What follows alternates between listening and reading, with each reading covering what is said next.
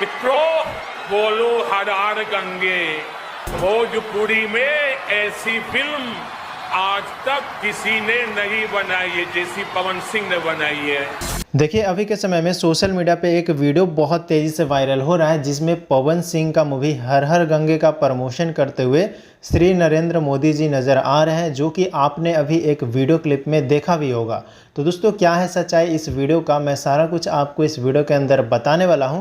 क्या सच में पवन सिंह का मूवी का प्रमोशन नरेंद्र मोदी कर रहे हैं, सारा कुछ मैं आपको इस वीडियो के अंदर बताऊंगा। तो वीडियो को पूरा देखिएगा और चैनल पे नए हो गए तो चैनल को सब्सक्राइब कर लीजिएगा, क्योंकि आपको पवन सिंह से रिलेटेड हर अपडेट इस चैनल पे देखने को मिलते रहेगा। तो देखो यार, अभी से कुछ दिन पहले पवन सिंह का मूवी हर हर गंगे का ट्रेलर आया था और उसके बाद इस वीडियो को बहुत तेज़ी से सोशल मीडिया पे वायरल किया जा रहा है। और आप सभी को बता दें कि यह वीडियो बिल्कुल फेक है। जी हाँ दोस्तों, आपने सही सुना, इस प्रकार का वीडियो कोई भी एडिट कर सकता है। यहाँ तक मैंने भी एक वीडियो को बनाया है जो कि मैं आपको दिखा रहा हूँ, देख सकते हो। इस प्रकार से मोदी जी के आवाज़ में मैंने एक गाना बनाया।